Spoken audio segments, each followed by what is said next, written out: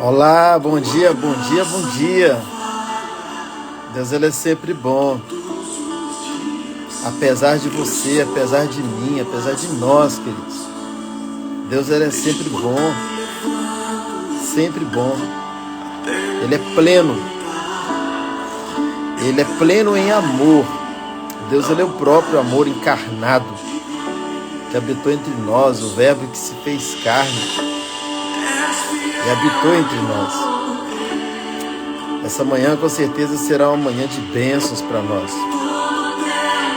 Não é por nada que você faz, é porque Ele já fez. Ele é bom. Ele é sempre bom. Não depende de você para Ele ser bom. Não depende de mim para Ele ser bom. Ele decidiu nos amar primeiro. Nos amar primeiro.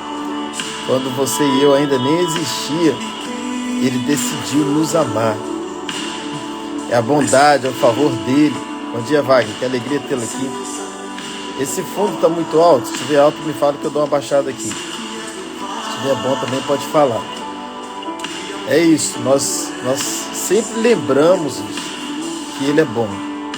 Que Ele é bom apesar de nós. Que Ele é bom independente de nós. Que Ele não depende de você, não depende de mim para ser bom. Ele decidiu ser bom. Parece bobo isso. Quando a gente fala sobre isso, a gente fala de novo, gente. É a chave. É a chave. O maior problema hoje de uma pessoa religiosa, de uma pessoa que está na igreja, mas às vezes está vivendo muito mais a religião do que a relação, o maior problema é a autocondenação. Entende? Se você fez mal para alguém e você pensa que esse alguém tá mal com você, você fica constrangido em ligar para essa pessoa, não é? Você não sabe como ela vai te receber. Você fica constrangido em mandar um WhatsApp, em encontrar com essa pessoa, porque na sua mente você fez um mal para ela, e na sua mente, é que a mente dela tá mal com você. E aí você corta a relação. Deus é a mesma coisa. Enquanto você ficar debaixo de autocondenação, achando que Deus é bom, dependendo de você ser bom, ou Deus é mal, dependendo de você ser mal, você fica debaixo de condenação, debaixo de culpa. E uma pessoa debaixo de culpa, debaixo de condenação, ela não tem relação. Pronto. Bagunçou tudo. Lembra daquele centurião de Cafarnaum? Eu não sou digno que só entre na minha casa. Então muitas pessoas estão debaixo de condenação. Por quê? Por que elas chegaram a esse ponto de estar debaixo de condenação? Porque na mente delas, Deus é bom se elas forem boas pessoas. Deus as ama se elas amarem a Deus. Que Ele disse meritocracia. Isso não é graça. Graça é o favor imerecido de Deus. Então Ele é bom, independente de você. Então quando você tem essa convicção clara que Deus continua te amando, apesar de você, com todos os seus erros, todas as suas falhas, é claro que a gente não ensina assim para te dar abertura para o pecado, para você viver na prática do pecado. Eu não tenho nenhum medo de ensinar sobre isso, porque eu sei que quanto mais você mergulha nesse entendimento, nesse amor, mais constrangido você fica com esse amor e você passa a amá-lo mais ainda, por incrível que pareça, né? Mas você precisa ter isso resolvido, que independente de você, Ele te ama. Ele te ama todo dia, toda hora. Ele não te abandona um minuto sequer. Ele decidiu entrar dentro de você, se você o abriu seu coração para Ele entrar, e daí Ele não sai mais. Não sai mais. Tudo que você precisa está aí dentro de você, porque Deus é tudo. Amém? Bom, gente, nós vamos continuar o nosso assunto aqui sobre Mateus 24 e 25. A gente vem construindo um raciocínio aqui de Mateus 24 e 25.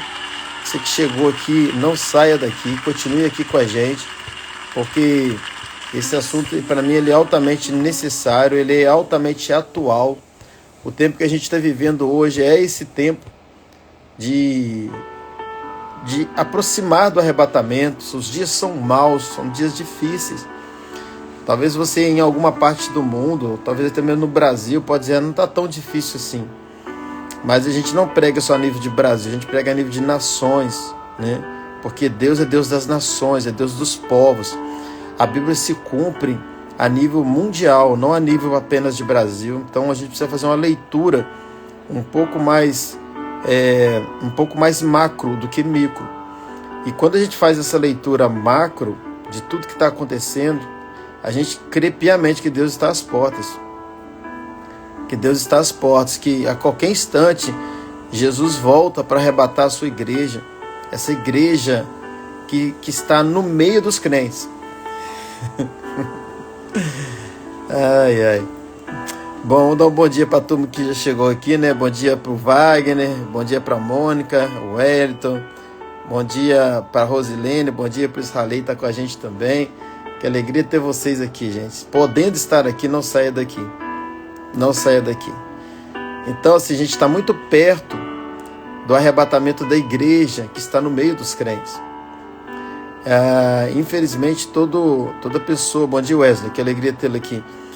Toda pessoa pensa que, por ser crente em Jesus Cristo, estar frequentando uma igreja é a igreja. É bom que fosse, mas nem todo crente é igreja. Nem toda namorada é noiva. Tá, gente? Então, assim, quando você crê em Jesus, a gente tem sempre ensinado isso aqui, quando você crê em Jesus como seu Salvador, e tem Ele como o Salvador da sua alma, você é salvo. Você é salvo porque a salvação é pela graça. A questão é que Deus não chamou você apenas para ter o benefício do céu, mas Deus te chamou para ter os seus benefícios também. Deus te chamou para usar a sua vida, para encarnar em você. Assim como Deus encarnou em Jesus, homem, para propagar o reino dele nessa terra, para falar do amor dele, para curar vidas, para socorrer gente, para amar pessoas, para morrer em prol de gente. O projeto continua, porém agora não é mais através do seu filho Jesus que nasceu de Maria. É através de você, é através de mim, que nascemos da nossa mãe.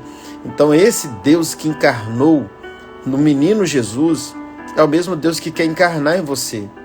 Então ele encarna nos salvos.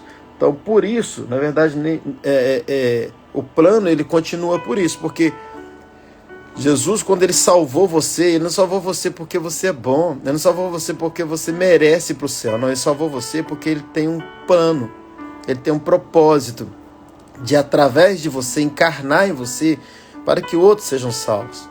E quando você dá essa resposta para a cruz, essa resposta para esse chamado, para esse convite de Deus, então se você analisar bem, a salvação é muito mais um convite para uma missão do que plenamente um propósito de Deus para a sua alma. É claro que é também, mas a salvação é um convite para uma missão. E muita gente, quando é salvo, ele se safa mais do que cumpre um propósito. A sua salvação é para cumprir um propósito. E quando você tem essa maturidade, quando você deixa de ser menino e cresce, então você está alcançando a estatura, como a Bíblia diz, de varão perfeito. E aí você está se preparando para ser um varão maduro. Um varão filho maduro. Isso se refere a homem e a mulher. Então quando você chega a esse nível de maturidade, entendimento, de ser como Cristo, da fusão. Aí da fusão, porque você está cumprindo a mesma missão que Cristo cumpriu nessa terra. E aí pronto, você não é apenas mais um salvo, você é um salvo agora cristão. Você é um salvo com uma missão, com uma responsabilidade, com uma resposta. Você não é aquele mais que fica indo numa igreja só para buscar a sua bênção do que o céu tem para a terra. Mas você passa a ser alguém que é a própria expressão de Deus nessa terra, onde você não está buscando mais o que o céu tem para a terra, mas você está levando o que a terra tem para o céu. O que nós podemos dar como resposta a esse céu? E é claro que é a favor da própria terra.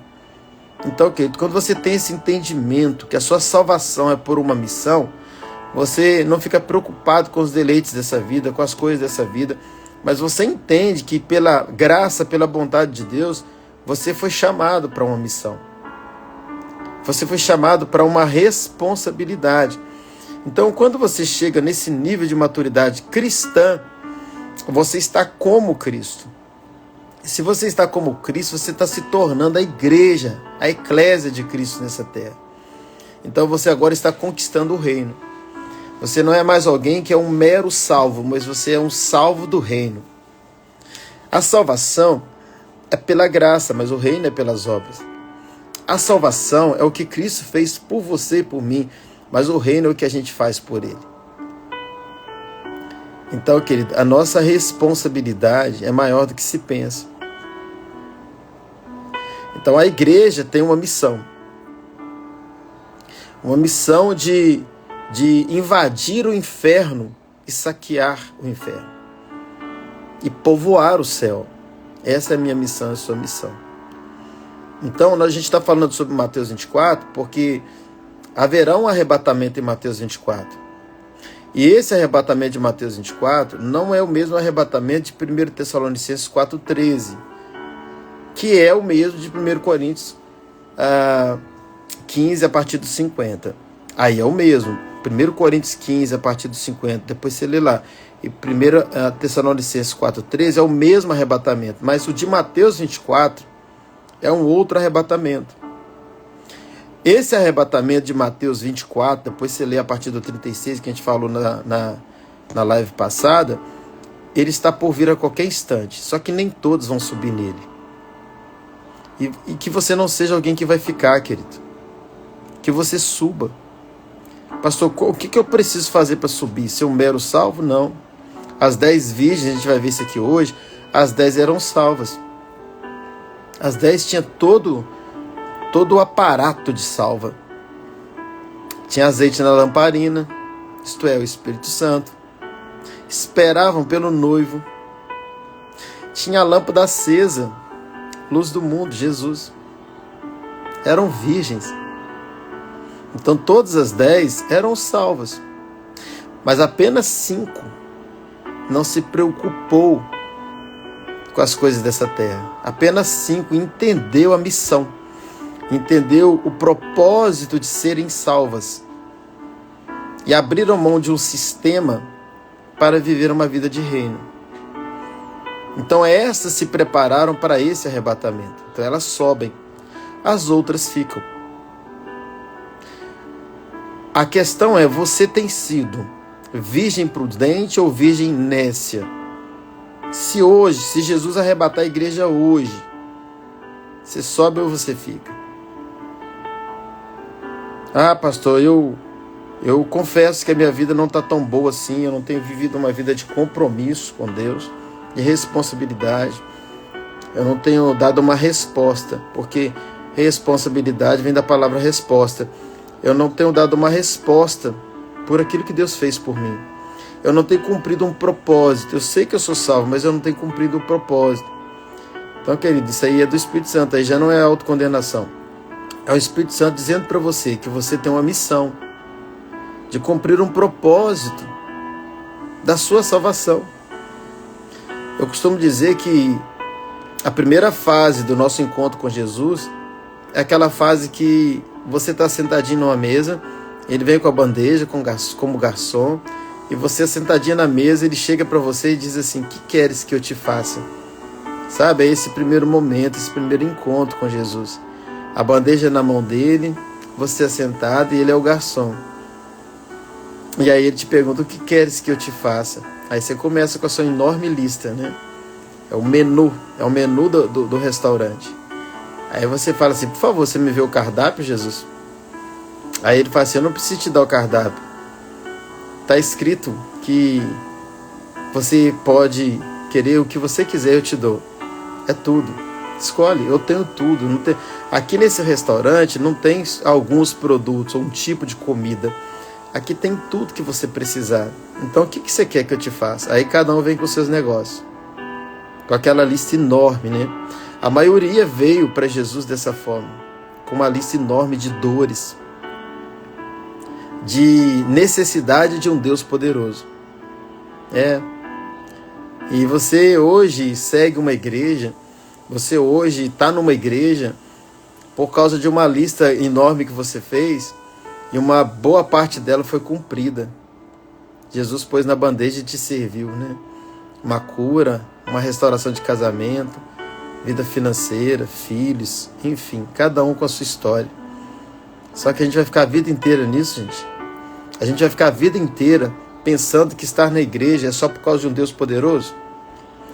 É só por causa de um Deus que pode fazer isso ou aquilo por nós? Um Deus que sempre tem uma bandeja e como o garçom vem com a bandeja cheia servir a nossa mesa?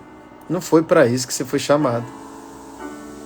Não foi para isso, isso é uma parte do processo. É necessário, o vinde a mim.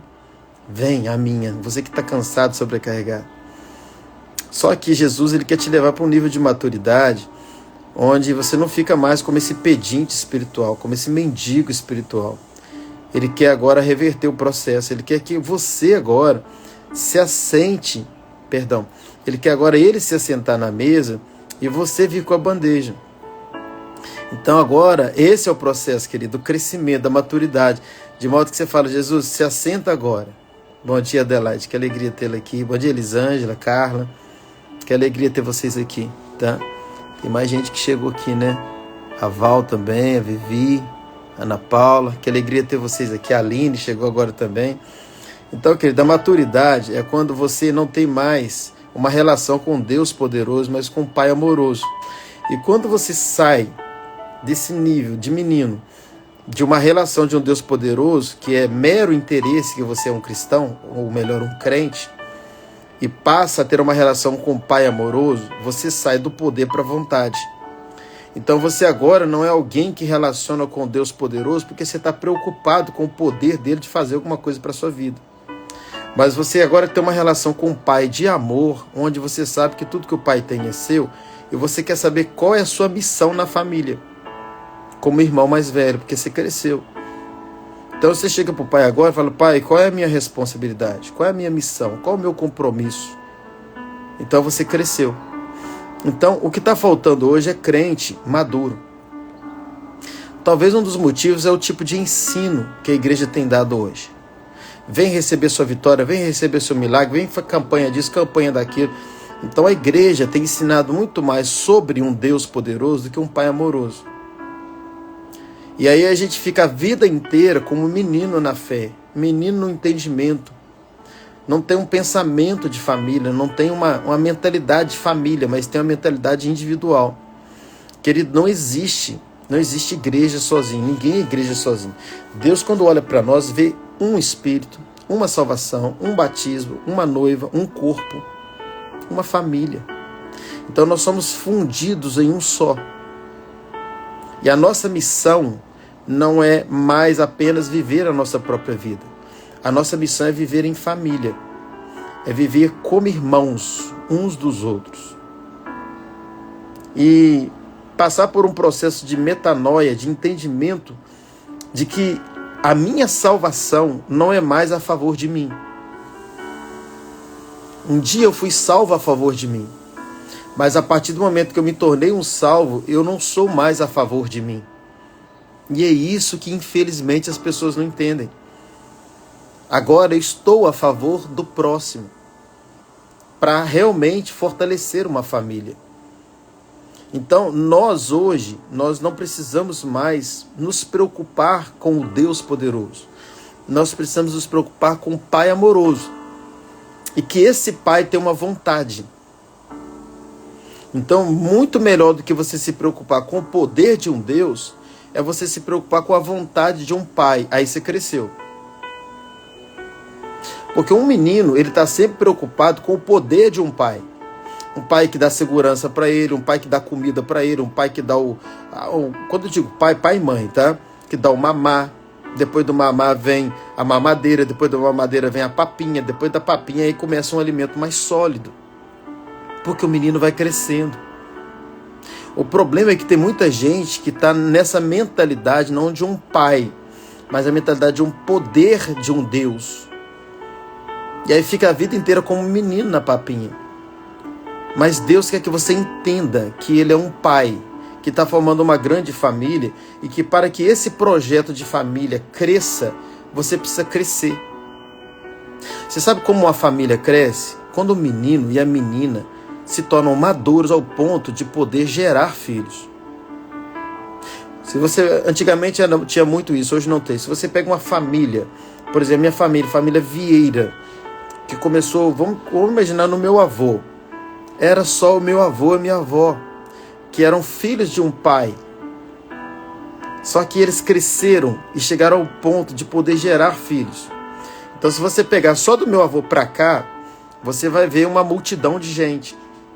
Por quê? Porque a minha avó e o meu avô cresceram. Eu estou pensando ainda só na figura paterna, do meu pai, mãe do meu pai aqui.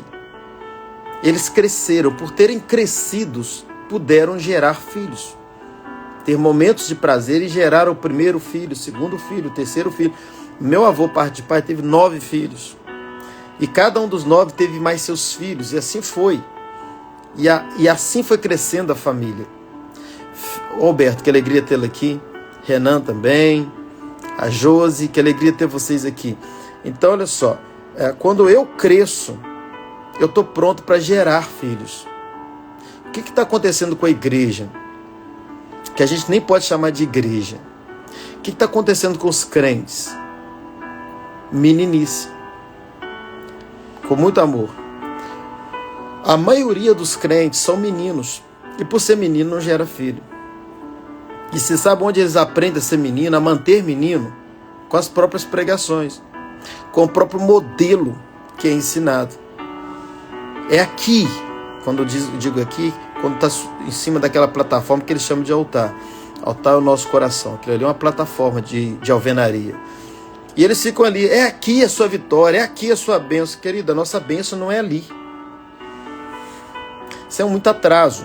Nós já somos abençoados pela obra consumada da cruz.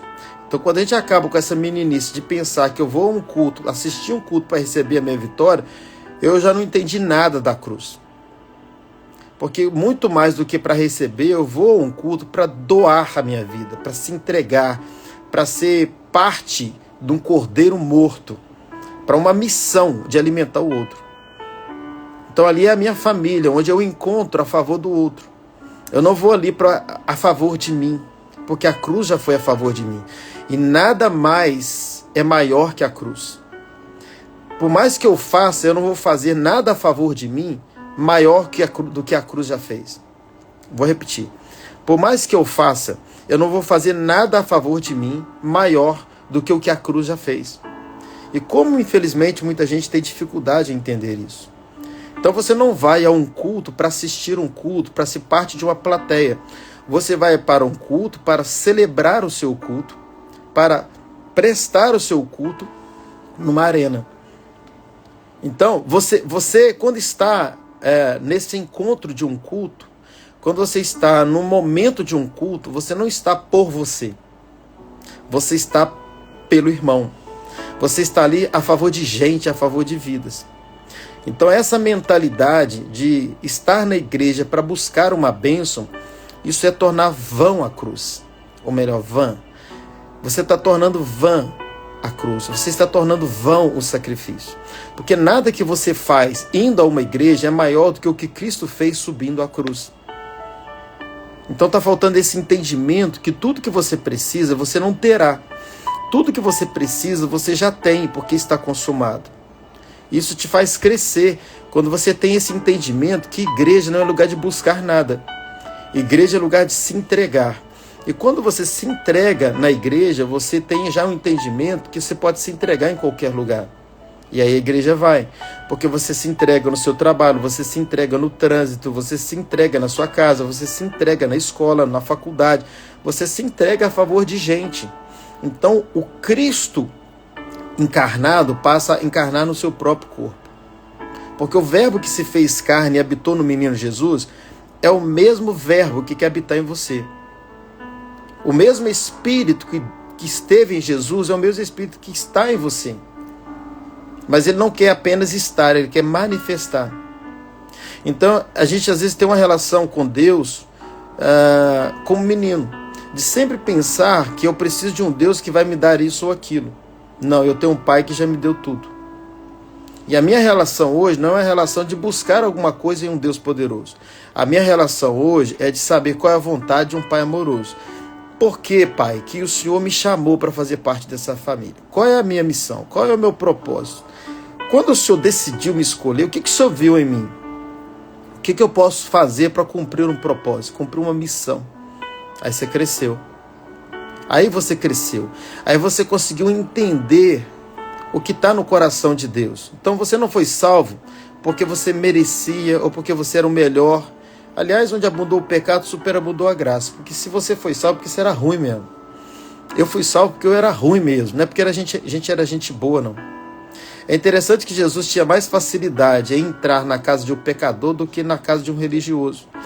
Por quê? Porque um religioso sempre acha que ele merece. E talvez você é alguém que tem essa mentalidade até hoje, acha que você merece alguma coisa. Você não merece nada, eu não mereço nada. Então tudo que Jesus fez não é porque a gente merece. Se não é porque a gente merece, então tem algum propósito. E eu preciso descobrir. Então, ao invés de a gente pensar na meritocracia, da gente estar como crente porque a gente merece alguma coisa, não é melhor você pensar que a gente está debaixo de um propósito, de uma missão, de um reino que quer se estabelecer nessa terra, que contou com você como parte dessa missão, e para isso precisou salvar você? Não é diferente quando você pensa assim? Não, Deus precisava montar um grande exército do reino dele para estabelecer o reino dele nessa terra e resolveu contar comigo. Mas só que a gente tem uma mentalidade diferente, a gente fica pensando que a igreja é um lugar onde eu vou buscar o que eu ainda não tenho. Querido, a igreja é o lugar que você vai levar tudo que você já tem. E é triste porque os próprios pregadores, né, ensinam assim. Pastor, você nunca ensinou assim? Eu sempre ensinei assim. Eu sou aquele que andou nos dois caminhos. Então eu tenho 20 e poucos anos de pregador da palavra e 20 anos de pastor. Desses 20, eu perdi a frase que eu ia usar aqui. Mas eu vou dizer algo aqui, eu vou dizer algo aqui que de fato, assim, para mim é vergonha. Desses 20, pelo menos 70% desses 20 anos, eu preguei diferente. Mas graças a Deus, que um dia eu tive a humildade de colocar um pregador na nossa igreja, com mais de 1000 pessoas assistindo o culto, e desfazendo muitas coisas que eu fiz. A pastora Fátima entrou, que agora é testemunha disso. Quando eu permiti um outro pregador, o pastor Rainer de Hirtler, subir na plataforma da nossa igreja, e eu ali no primeiro banco, ouvindo um monte de coisa que ele falando, você aprendeu errado, isso não é assim, isso também não é assim, você entendeu isso errado, isso aqui você precisa melhorar, sabe esse entendimento aqui, não é? Vamos ler esse texto de novo, olha, se alguém já pregou assim para você, não é assim. E eu ali, era o pregador que tinha pregado assim. Mas a maioria não tem essa coragem que eu tive. E eu não tive essa coragem também porque eu sou bom, é a graça, tudo é a graça. Mas foi aí que tudo começou. E hoje eu tenho um entendimento diferente do que é ser igreja. Então você não foi salvo apenas para morar no céu. A Elisângela tem também. Quando eu falo vergonha, é força de expressão, Elisângela. É uma força de expressão apenas. Então, essa nossa missão, é isso aí. Eu aprendi assim. E tá assim, a maioria aprendeu assim. E por isso ensina assim. Mas a gente precisa estar sempre pronto para o novo. Por isso que Jesus falou, eu não coloco vinho novo em odre velho. Se o coração está novo, tem vinho novo, querido. E mesmo eu sabendo alguma coisa a mais sobre nova aliança, sobre graça, sobre tudo que eu ensino, eu sei que tem muito mais coisas que eu não sei do que eu sei. Eu sei que eu preciso ainda aprender mais. Eu sei que tem áreas escuras da minha vida que precisa de luz ainda. E as luzes vão chegando, eu vou compartilhando com vocês. E com certeza vocês também vão recebendo luz compartilhando com outros. E a gente começa a entender que a vida que temos passa por nós. A vida que temos não é a nossa vida. A vida que temos é uma vida que passa por nós, para que outras pessoas sejam alcançadas. Cada um de nós somos uma semente para gerar muitos frutos. E Deus, Ele conta com você e conta comigo. Quando a gente tem essa maturidade, a gente entendeu o reino. Se a gente entendeu o reino, a gente entendeu a cruz. Se a gente entendeu a cruz, a gente entendeu Jesus. Se a gente entendeu Jesus, a gente entendeu o propósito. E se a gente entender o propósito, a gente sabe que a gente está perto de um casamento. E se a gente está perto de um casamento, é só se preparar. Porque quando o arrebatamento vier, a gente sobe. Então, querido, Mateus 24 fala sobre esse arrebatamento. Que é o arrebatamento que 2 estarão no campo, um sobe e outro fica. Né? 2 estarão moendo no moinho, uma sobe e outro fica.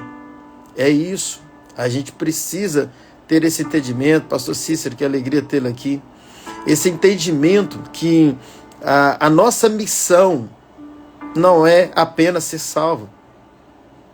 Jesus só precisava nos salvar para cumprir a missão. Não é a missão. A salvação não é a missão. A salvação é para a missão. Eu vou repetir.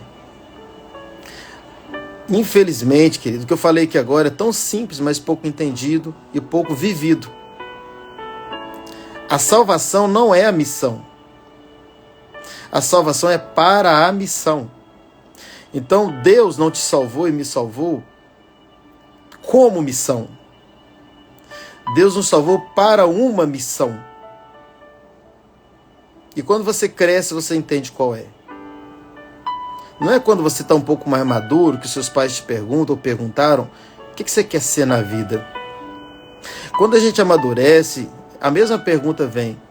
Apesar de que quando se trata do reino, Deus já sabe, e a cada um ele deu uma vocação. Mas é só para entendimento que se faz essa pergunta. Então, querido, nós temos uma missão. Todo salvo, preste atenção no que eu vou te falar. Eu espero que você não tenha que ficar para a grande tribulação, para depois do arrebatamento dizer se bem que o pastor falou. Poxa, não. Eu quero encontrar você no primeiro arrebatamento e você dizer que bom que você falou. Que bom que Deus te usou para abrir os meus olhos. Então, olha só. Nesse primeiro arrebatamento, antes da grande tribulação, que assim a gente crê, eu prego o que eu creio, o que eu estudei, entendo e creio sobre escatologia, que é um assunto que eu estudei bastante. Não sei tudo, mas eu estudei bastante.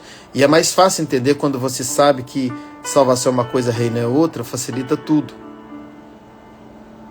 Então, nesse primeiro arrebatamento, nem todo crente sobe. E se você é alguém que é virgem imprudente, tem vivido como virgem imprudente, seja prudente. Seja prudente, entenda que Jesus não é pedófilo. E ele não vai casar com uma igreja menina, ou com um crente menino. Ele não é pedófilo, você precisa crescer no entendimento, crescer na revelação. E saber que a sua vida não é mais a favor de você. Porque você nem precisa competir com a cruz.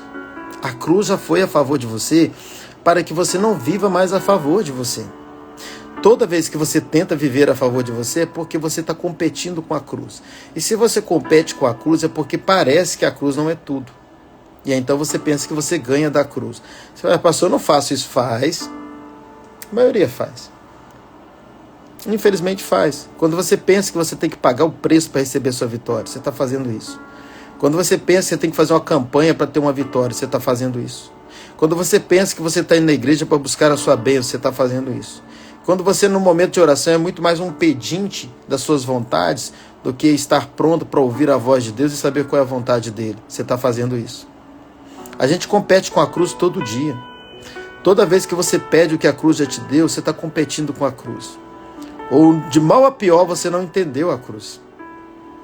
E deixa eu te dizer uma coisa, e que é uma notícia que não é muito boa. Eu me arrisco a dizer que 90% dos crentes não entenderam a cruz. Se todo crente tivesse entendido a cruz, se todo pastor tivesse entendido a cruz, porque pior do que aprender errado é ensinar errado. E infelizmente a gente não aprende certo o que estava errado, porque a gente não está pronto mais para aprender. Por isso que Jesus tinha dificuldades com os religiosos, porque eles achavam que já sabiam bastante. Mas havia um grupo de pecador que sabia que não sabia nada. E são estes que Jesus amava estar com eles. Então, querido, eu e você, nós temos muito mais coisas que a gente não sabe do que a gente sabe. E se nós, como membros de uma igreja, sentadores num banco, precisamos aprender, imagine aquele que sobe na plataforma para ensinar.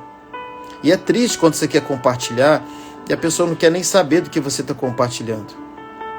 Eu às vezes conto a minha história, quando a Nova Aliança chegou na minha vida, e eu falo para esse pastor assim, eu recebi uma mensagem, e aí eu conto a história. Aí eu falo, no meio dessa história, tem alguém que me enviou uma pregação do YouTube, e eu assisti. Aí eu falo, eu chorei nessa pregação, eu chorei mesmo.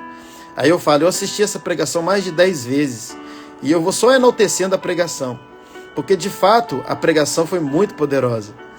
E eu vou falando da pregação. Eu falo assim, pastor, compartilhando com algum pastor, escuta essa. E eu falo, pastor, a pregação foi muito poderosa, como Deus falou comigo. E eu falo, eu chorava com aquela pregação. Queridos, se fazem isso comigo, a primeira coisa que eu falo, eu interrompo quem está falando. Eu falo assim, pelo amor que você tem em Deus, me manda agora essa pregação, que eu quero ouvir o que você ouviu. Tá entendendo? E aí, na minha história de encontrar com a Nova Aliança, eu falo essa parte, que teve isso, que eu assisti essa pregação chorando. Ainda falo de 53 minutos, que senão o pastor pensa que são 2 horas. 53 minutos, que pregação! Foi ali que eu chorei, foi ali meu primeiro encontro com a Nova Aliança. Queridos, é triste dizer isso, mas se eu compartilho isso do jeito que eu estou falando aqui com 10 pastores, um ou nenhum me impede essa pregação. Entende? E são aqueles que sobem na plataforma para ensinar. Um ou nenhum. É triste. Porque a primeira coisa que eu faria é exatamente, ô Luciano, que alegria tê-lo aqui, pastor Luciano, Dani, que alegria tê-lo aqui também, Elvis, que alegria tê-lo aqui. Então a primeira coisa que eu faria, e faço sempre isso, me manda essa pregação agora. Me manda, me lembra, depois eu te mando, Elisângela. Me manda que eu quero assistir. Isso é fome. Não, eu quero aprender, eu preciso aprender mais. Mas é impressionante, eu fico esperando e falo, me dá a pregação, eu quero assistir. Mas de 10, talvez 1. Eu não vou dizer 0 aqui, mas de 1 não passa. Fala assim, eu quero assistir essa pregação. E foi aí que aconteceu. Eu assisti a primeira, assisti a segunda, assisti a terceira, assisti conferências e fui assistindo e fui aprendendo. Então hoje eu tenho uma visão totalmente diferente do Evangelho. E se faz sentido para você, mergulhe nisso. Então você não precisa buscar nada que a cruz já pagou. Toda vez que você está buscando as coisas do céu para a sua vida, é porque você não entendeu a cruz, você não entendeu a obra da reconciliação. Você não entendeu essa obra. Porque quando eu entendo a obra da reconciliação, eu entendo que eu sou filho. Se eu sou filho, eu já tenho tudo que o pai tem. Então agora, como parte dessa família, eu preciso saber qual é a minha missão nessa família. E não qual é a minha, ou melhor, quais são os meus direitos. Porque eu já sei que tudo é meu. Então agora eu busco os meus deveres, eu busco a minha responsabilidade nessa família. Eu não sou mais aquele que se assenta para comer, mas eu sou aquele que estou disposto a sentar para partir. E que os meus irmãos comam primeiro. E se sobrar, eu como. Oh, meu Deus. Como é bom quando você sai de ovelha para cordeiro. Quando você entende que a ovelha está no pasto e o pastor alimenta, mas depois você se torna o cordeiro que é morto e colocado na mesa. Porque quando a gente lê o Salmo 23, a gente só tem o entendimento de um Deus que não nos deixa faltar nada. Mas a gente não entende o processo que aconteceu na vida de Davi, ao ponto de ele começar no pasto e terminar na mesa. E só que a gente só pensa numa mesa onde ele está ali como o sabor de mel. Ele está ali para vingar dos seus inimigos. Mas ali há um outro entendimento, que ele está ali como cordeiro, para alimentar até o inimigo. Ele está ali como alguém morto naquela cruz. Como o próprio Cristo, que está sobre a mesa para ser alimento. E a gente só tem um raciocínio de estar na mesa para vingar de inimigo. Quando é que Jesus mandou você vingar dos seus inimigos? A gente está naquela mesa, essa mesa de Davi, que passa pelo vale da sombra da morte, vai parar numa mesa, não é para comer, é para ser comido. Aí a gente cresce, a gente entende que vale a pena entregar a nossa vida a favor dos irmãos. Foi assim que os apóstolos cresceram e morreram, nesse entendimento de entrega. E a gente fica como um menino, sempre sentando na mesa, para que o Pai poderoso venha colocar comida na nossa boca. Mas quando a gente cresce, a gente coloca comida na boca dos irmãos menores. A gente entende que é o amor de mãe, é a mentalidade de uma mãe, porque cresceu, já gerou filhos. Então, se tem um pão, é do filho, se sobrar, ela come. Quantas mães não ficam com fome? E o que importa para elas é que os seus filhos alimentem. Você que é mãe aqui sabe do que eu estou falando. E essa é a natureza da família. E a gente fica a vida inteira como menino querendo comer. Se você vê a ceia, você vê que o grande problema da ceia não era de pecado ou não pecado, como muita gente ensina. Não, o problema da ceia é que eles queriam comer ao invés de partir. Eles chegavam e comiam na frente. Por isso que Paulo vai dizer, se você tem fome, come em casa. Porque aqui não é lugar de comer, aqui é lugar de partir. Vocês encontraram para partir. E eu posso usar esse mesmo raciocínio para nossa ida aos cultos. Você tem fome? Come em casa. Hoje você tem tanto recurso para comer em casa. Você liga a internet, você liga o canal da própria igreja e vai comer todo dia em casa. Você pode assistir uma ministração por dia, você pode louvar o dia inteiro, você pode orar, come em casa. Mas quando você for reunir no culto, vai lá para partir. Vai lá para se entregar, vai lá para se doar, vai lá para ser alguém que seja comido e não para comer. E quando você tem esse entendimento é porque você cresceu. Eu volto a dizer, quem é mãe aqui sabe do que eu estou falando. Quem é pai sabe do que eu estou falando. E às vezes você já passou por essa experiência do filho pedir, por exemplo, tem carne, mãe? Aí você vai na panela e olha, lá na frigideira você fritou um bife e só tem um. O que você faz? Ah, não, só tem um, eu vou comer ele. Qual mãe que faz isso, gente? Qual mãe que faz isso? Qual mãe que faz isso? Não, não é assim. Você pega aquele bife e você vai assim, olha, só tem um, mas é seu. Por quê? Porque a mãe cresceu. Mas essa mãe um dia foi menina que também comeu no lugar da mãe. Porque menino quer comer. Mas gente madura quer partir. O nosso problema é exatamente esse. A gente fica como menino, a gente só quer comer. A gente vai para o culto, a gente quer comer, a gente vai para orar, a gente quer comer, a gente vai encontrar com Deus para comer. E só quer engordar. A gente não tem entendimento do propósito de uma família. Que nós não somos mais meninos para ficar comendo, mas a gente cresceu para partir. Então nós fomos chamados para uma maturidade onde não é mais comer, é partir. E se só tem um, não é meu. E a gente vai para uma consciência de mesa, sem saber o que é mesa. A gente vai para uma ceia, que a gente chama de Santa Ceia, parece que só tem santo ali. Mas na verdade ali é uma ceia, porque não tem santo ali. Só tem um santo, que é o próprio pão. Então quando eu estou ali na ceia, eu não estou ali para comer. Eu não estou ali para fazer um exame de mim mesmo, no sentido de que se eu mereço ou não comer. Eu estou ali para fazer um exame de mim mesmo, para ver se eu sou alguém que eu entendi o corpo. Porque o problema deles é que eles não discerniam o corpo. E aí a igreja fica doente. Não é doente no pecado, é doente no entendimento. Então a gente pensa que a vida inteira nós temos um Deus servindo a gente para comer todo dia. Não, Deus já tem uma família. Onde conta com você e comigo, com a gente. Grande. Gente grande. Que já entendeu que melhor do que comer primeiro é partir primeiro. E esse é o entendimento de uma família. Gente, a gente tem muito para aprender. Eu vou ser até um pouco mais ousado. A gente tem muito para desconstruir. Essa praga da religião, infelizmente, tomou as nossas igrejas. No entendimento onde a gente fica buscando todo dia um Deus poderoso. Sabe por quê? Porque você é frustrado, você está inseguro, você está com medo. Por isso você busca um Deus poderoso.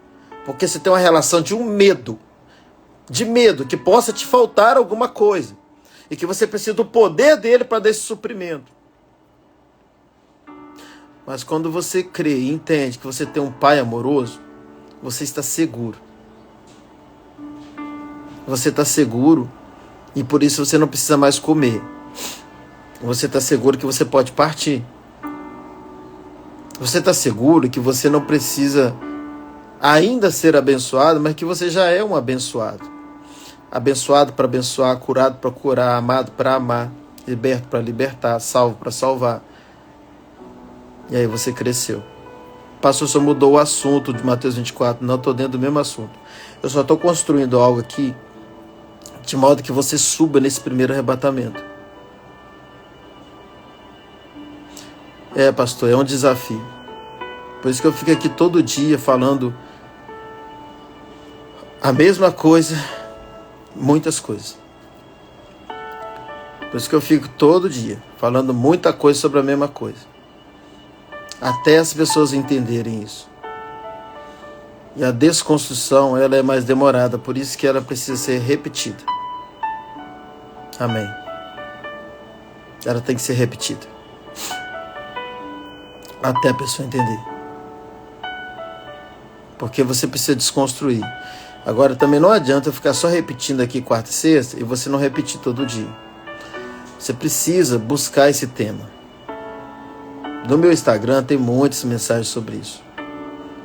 Peça ajuda para o Espírito Santo. Fala para ele, fala, Senhor, desconstrua. Amém. Fala para o Senhor, fala, Senhor, desconstrua, Senhor. Desconstrua o meu entendimento. Porque a gente sempre entendeu, querido, a gente sempre pensou nesse modelo de ser crente. De ter que pagar preço para ser abençoado. Buscar minha vitória, buscar o meu milagre, buscar minha bênção. Querido, isso é coisa de menino. Isso é coisa de alguém que só pensa em sentar numa mesa para comer. Só para comer. Querido, quando é que você vai crescer? Quando é que você vai ser essa mãe que você põe o seu filho na mesa, você prepara tudo, vai lá põe na boquinha? Porque quando a gente tem um entendimento de família, e se a gente pensa numa família que cresce, vai chegar os meninos. E hoje a gente tem muito menino nas igrejas. O problema é que quando todos são meninos. E a gente precisa, querido, a gente precisa crescer. E saber que tem menino precisando de nós crescidos. Para alimentar esses meninos. E o melhor, ensinar esses meninos. Ensinar esses meninos a crescerem também. Aí a gente vai ter uma igreja de maduros. Imagine, querido, um pai de 10 filhos. Oi, Márcia, que alegria vê-la aqui. Como é que tá a África aí? Imagine um pai de 10 filhos e todos os filhos, amadureceram tudo na hora. Imagina, eu sei que isso não é real, mas tenta entender isso. Os 10 filhos, assim, de um dia para o outro, viraram de um mês de vida, outro de 1 ano, outro de 2, outro de 3. O mais novo virou 25 anos. Mais novo. 20 anos.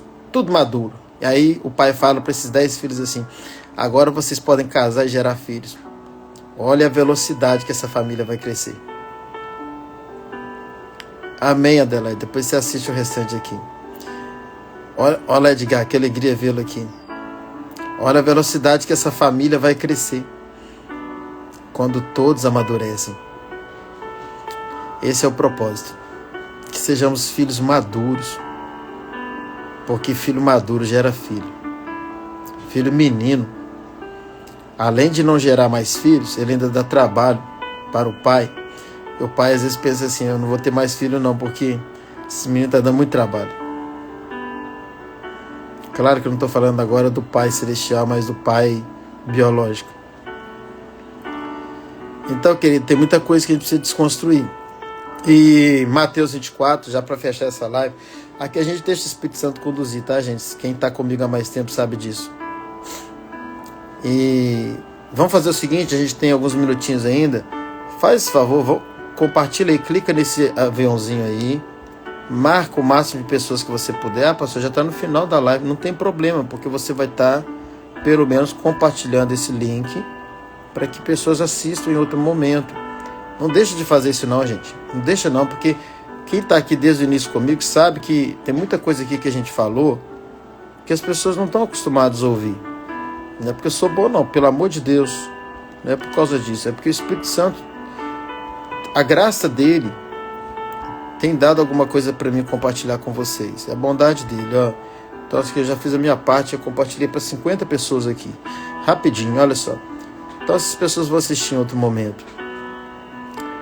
Então, gente, perdão, Mateus 24, quando fala desses dois arrebatamentos, desse arrebatamento, que um vai estar no campo, vai subir, o outro vai ficar, 2 moendo no moinho, uma vai subir, outra vai ficar. Quem são esses? São os maduros sobem. Aqueles que ainda estão vivendo como menino vão ficar. Para quê? Para amadurecer. Quando uma família tem um filho maduro, ele vai embora, não é isso? Para construir uma outra família. Ele sai dessa família e os outros filhos, meninos, ainda continuam na família. Quando tem uma manga madura no pé, ela sai do pé, não é? E as outras continuam no pé para amadurecer. Assim será. Jesus, ele arrebata aqueles que já estão maduros nesse primeiro arrebatamento, e os demais ficam para esse período da grande tribulação para amadurecer. Pastor, eu não aprendi assim. Querido, ouça o que a gente tem ensinado aqui, depois você compara os dois aprendizados e fica o que você acha que faz mais sentido. Não se preocupe em ter que crer que é desse jeito, não se preocupe com isso. Mas nós cremos nesse arrebatamento que acontece antes da grande tribulação, que é Mateus 24, a partir do 36, que é o arrebatamento do filho varão, do crente maduro, o arrebatamento das 5 virgens. E as outras 5 não vão para o inferno, elas ficam nesse período infernal da grande tribulação, de pranto e ranger de dentes, de trevas exteriores, de perseguição, de matança de crente. E no final da grande tribulação, assim, olá, Tony, no final, já estava aqui com a gente, né? No final da grande tribulação, estes esperamos que amadureça e suba. Mas você não precisa esperar a grande tribulação para amadurecer. Amadureça agora. Amadureça no entendimento, na revelação. Assista mais desse conteúdo. Tem muita coisa no meu canal, Pastor José Carlos Vieira. Tem muita coisa lá que você pode assistir também, que te traz esse entendimento que você precisa se preparar para esse arrebatamento, que você precisa amadurecer como crente, que você não precisa concorrer com a cruz, porque a cruz já te deu tudo. Você só precisa apropriar do que já é seu. Não é uma concorrência, é seu. É seu. Tudo que a cruz conquistou já é direito seu. E você tem todos os direitos para que você possa ter deveres. Então Deus já te deu tudo para que você entenda a sua missão, para que você entenda que você foi salvo para um propósito, para uma missão, para uma responsabilidade, para um compromisso com o reino dele. E que você não precisa pagar preço de nada para você, mas você pode se entregar ao ponto de morrer a favor do próximo. Jesus deu esse testemunho para nós dando a própria vida. Os apóstolos vieram atrás dando a própria vida. Muitos missionários do campo estão dando a sua própria vida porque entendeu, porque cresceu. Estão cumprindo a missão.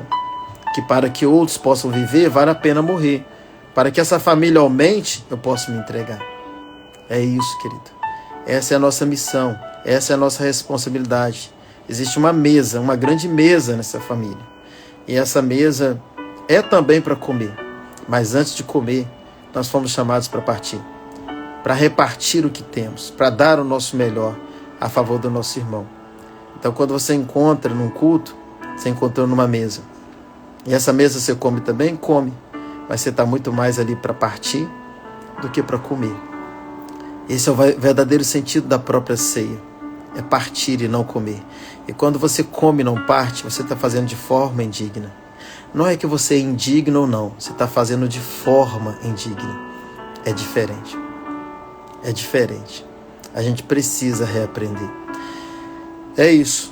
Eu achei que eu já ia falar das virgens hoje, mas o Espírito Santo conduziu dessa forma. Espero que você tenha sido ministrado. Você que chegou depois, eu te aconselho a assistir a live toda. Não tenha preguiça espiritual, porque isso te atrasa, tá? Isso te atrasa. Então, se você quer ser liberto do modelo antigo, se você quer ser liberto dos ensinos que atrasou a sua vida, que te faz você viver muito mais como escravo do que como filho, querido, você vai precisar arregaçar as suas mangas e bora para aprender. Bora para crescer em conhecimento. Quem já fez uma faculdade sabe do que eu estou falando. Teve que ficar ali sentado numa cadeira por 5 anos. ouvindo, e fora o que tinha que fazer em casa ainda. Os deveres de casa, estudar para crescer no conhecimento. Então a gente aplica isso às vezes no secular e não aplica na vida espiritual. Se você quer crescer espiritualmente, você precisa dedicar tempo, você precisa ter disciplina. Você precisa, romper com a sua alma, que só quer entretenimento de rede social, e dizer assim, alma, vamos entreter um pouquinho sim, porque você precisa disso. Mas vamos parar também para alimentar o espírito que te governa e que quer o nosso bem. É o que Davi falava para a alma dele. Então você precisa ter essa disciplina. Foco. Foco, é o seu foco mínimo. Eu cheguei a estudar 6 horas por dia de Nova Aliança. Eu fiz 5 teologias, eu falo isso não para a glória minha. Mas é claro que houve necessidade de esforço. Você precisa ter fome. Não há como comer sem ter fome. Então tudo começa na fome. Não, eu quero aprender mais sobre isso. Eu quero crescer nesse conhecimento. Disciplina. Pelo menos 1 horinha por dia. Crescer um pouquinho todo dia. Você não tem que crescer tudo de uma vez. Um pouquinho todo dia. Mas você não pode parar de crescer. Todo dia, pelo menos 1 horinha. Dedique em conhecimento, dedique em saber mais. Você tem aqui o meu direct, me chama, pastor, o que você orienta? Qual ministração você orienta? Me manda alguma coisa. Aqui no próprio Instagram eu tenho muito conteúdo. No meu canal, como eu disse, no YouTube, pastor José Carlos Vieira, tem muito tema bacana lá. Cresça nessa revelação. Estou aqui com toda a disposição para te ajudar a se libertar desse modelo antigo, desse modelo religioso, onde você vive muito mais por causa de um Deus poderoso do que uma relação com um Pai amoroso. Você vive muito mais por causa do poder, você é crente muito mais por causa do poder de Deus do que por causa da vontade de um Pai. Isso é crise. Você se assenta muito mais na mesa para comer do que para partir. Isso é crise, isso é falta de entendimento. Isso é ser menino. Você precisa crescer. Você precisa crescer. E se não cresceu até hoje, com às vezes tanto tempo que você está na igreja, é porque você está precisando de uma outra comida. É simples assim. E a gente tem aqui uma outra comida. Alguma coisa diferente do que você aprendeu, que eu aprendi. E agora eu tenho ensinado algo novo há 6 anos. Há quase 7 anos. Deus é bom, gente. Deus é bom. Deus é bom. Disciplina, foco. Disciplina, foco. Se você colocar... Já vou encerrar. Se você colocar... essa decisão dentro de você, que todo dia você vai crescer um pouco nesse conhecimento, já valeu a pena. E ter isso como foco. Todo dia eu vou crescer um pouco. Todo dia eu vou aprender um pouco. É isso. É isso. E eu tenho certeza que muitas coisas serão desconstruídas. Por que eu tenho essa certeza? Porque foi desconstruído em mim. Foram desconstruídos. É isso, meus irmãos, membros de uma mesma família. Espero que vocês amadureçam todos os dias na fé. Essa é a nossa missão. Fomos salvos para isso. Que você tenha aí uma quarta poderosa, e não porque você vai orar, jejuar, clamar, buscar. Faça isso tudo, mas não para ter um dia poderoso. Faça isso tudo a favor de outros. Faça isso tudo a favor do seu crescimento espiritual, do seu entendimento, da revelação. Faça isso tudo para ter uma relação com o Pai de amor. Mas não faça isso para receber nada, porque você já tem tudo. E por mais que você faça, você não vai fazer mais do que a cruz já fez por você. Então o seu dia será poderoso porque está consumado, porque Cristo já pagou pelo seu dia. A sua quinta será poderosa. E sexta-feira a gente encontra no mesmo horário. E eu creio que sexta a gente já vai direto falando dessas 10 virgens. Amém? Deus é bom. E até sexta, querendo Deus.